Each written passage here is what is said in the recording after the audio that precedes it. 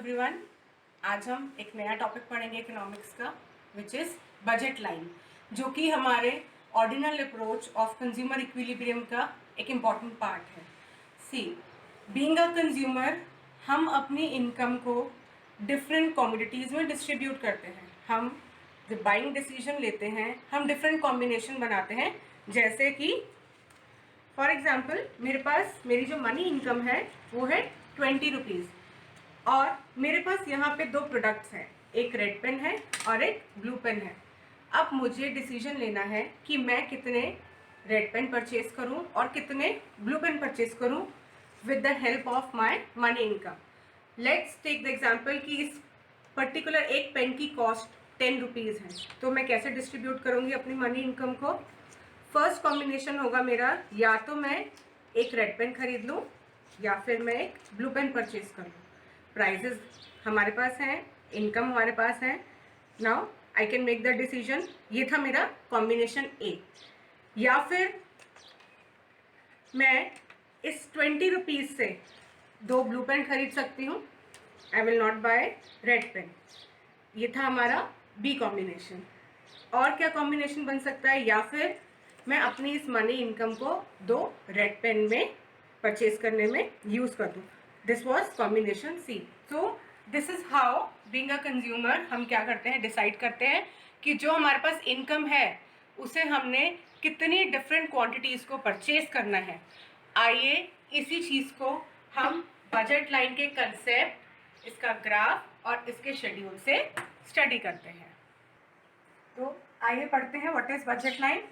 Budget line is a graphical representation of all possible combinations of two goods which can be purchased with the given income and price such that the cost of each of these combination is equal to the money income of the consumer। क्या कह रहा है budget line? क्या है कि हम जब graphically show करते हैं दो गुड्स के कॉम्बिनेशन को, जिन गुड्स में हम अपनी इनकम स्पेंड कर रहे हैं उनके पॉसिबल कॉम्बिनेशंस बनाते हैं, जो कि हम परचेज कर सकते हैं अपनी गिवन इनकम और प्राइस के साथ, और जिसकी कॉस्ट किसके इक्वल होनी चाहिए? जो हमारी मनी इनकम है। आइए इस कंसेप्ट को एक शेड्यूल से समझते हैं।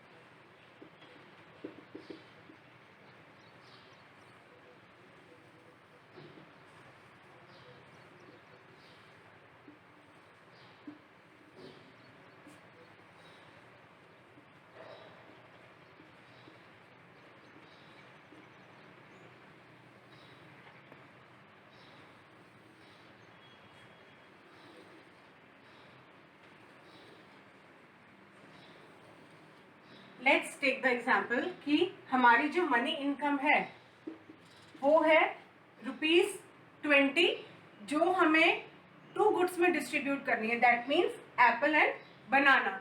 अब हमें ये डिसीजन लेना है कि इस 20 रुपीज़ से हम कितने एप्पल्स परचेज कर सकते हैं और कितने बनानास परचेज कर सकते हैं।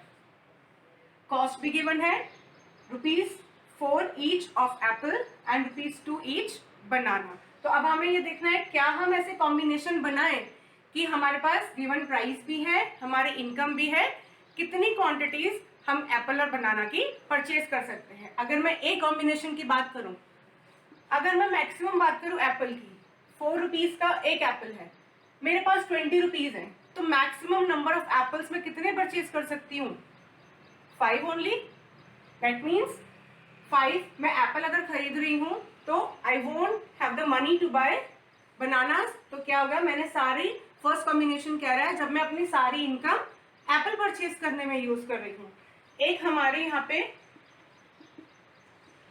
एक बजट लाइन की इक्वेशन होती है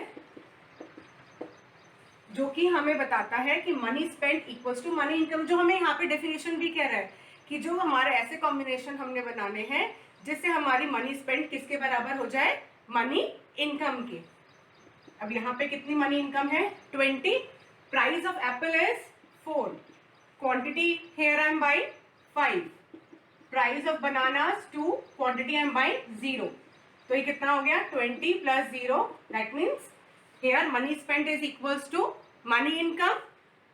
नेक्स्ट कॉम्बिनेशन क्या कहता है, अगर मैं 4 एप्पल्स परचेज करूं और 2 बनाना परचेज करूं तो ये कितना हो जाएगा, price of apples, quantities of Apple, price of banana and quantity of बनाना। अब ये मेरे किसके इक्वल आनी चाहिए, मेरे मनी इनकम के। तो कितना हो गया, 16 + 4 = 20 हो गया। दैट शोज कि money spent is equals to money income. तीसरा कॉम्बिनेशन हम क्या ले सकते हैं, 3 and 4, that means 3 apples and 4 bananas। अब same thing, price 4, quantity 3, price 2, quantity 4। इसको किसकी इक्वल होनी चाहिए, मनी इनकम के। 12 + 8 = 20। ऐसे ही डी कॉम्बिनेशन कहता है 2 एप्पल्स एंड 6 बनानास। तो price of Apple, quantity of Apple, price of bananas and quantity of bananas. 8 + 12 = 20। हमारा ई कॉम्बिनेशन कहता है 1 एप्पल एंड 8 बनानास। 4 × 1 + 2 × 8 = 20। 4 + 16 = 20। और लास्ट हमारा जो कॉम्बिनेशन है वो कहता है एप्पल 0। अब मैं अगर मुझे सारा मनी बनानास को परचेज करने में स्पेंड करना है तो मेरे पास 20 रुपीज है, प्राइस है 2, तो मैं मैक्सिमम कितने बनाना परचेज कर सकती हूँ, 10। That means here I am spending in this combination, I am spending my whole income on the bananas. तो ये हो जाएगा 4 × 0 + 2 × 10, 0 + 20 = 20। तो ये हमने देखा डेफिनेशन के अकॉर्डिंग, हमने ऑल पॉसिबल कॉम्बिनेशन बना लिए 2 गुड्स के। ये क्या है, हमारे पॉसिबल कॉम्बिनेशन है 2 गुड्स के। हमारे पास गिवन इनकम है, हमारे पास गुड्स के गिवन प्राइजेस है, और हमने ये कॉम्बिनेशन क्या कैसे बनाए हैं कि हमारे जो कॉस्ट है, जो मनी स्पेंड है, वो किसके इक्वल आ रही है, मनी इनकम के। तो आइए अब इस शेड्यूल को एक ग्राफ से देखते हैं। सी, अब हमने क्या करना है, जो ये हमने कॉम्बिनेशन बनाए एप्पल और बनाना के, now we have to show this in the graph. अब एक साइड में एक्स एक्सिस पे हम शो करेंगे एप्पल्स की क्वांटिटीज को, और वाई एक्सिस पे हम शो करेंगे यूनिट्स ऑफ बनानास। आइए इस कॉम्बिनेशन को प्लॉट करें। According to our A combination हम 5 एप्पल्स परचेज कर रहे हैं एंड 0 बनानास। तो that means 5 apples and 0 bananas. B combination कह रहा है 4 apples and 2 bananas. 4 apples and 2 bananas. C combination 3 apples, 4 bananas, 3 apples and 4 bananas. D combination 2 apples and 6 bananas. So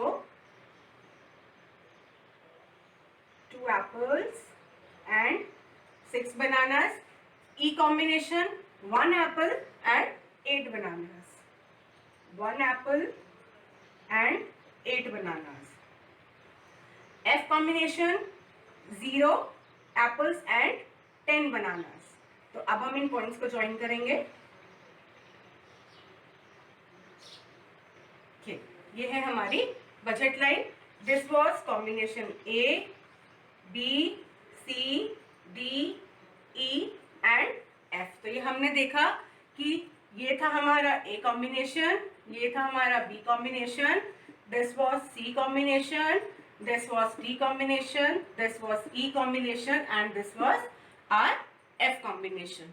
तो अभी हमने देखा यही चीज यहाँ पे, हम अगर हम इस डेफिनेशन को इनसे रिलेट करें, ग्राफिकल रिप्रेजेंटेशन, हम जब ग्राफिकली शो कर रहे हैं वो सारे पॉसिबल कॉम्बिनेशन ऑफ 2 गुड्स, वो सारे possible combination of two goods जो हम परचेज कर रहे हैं अपनी गिवन मनी इनकम से और गुड्स के प्राइसेस से, इन सच अ वे कि जो हमारी कॉस्ट है वो किसके इक्वल आ रही है, हमारे मनी इनकम के।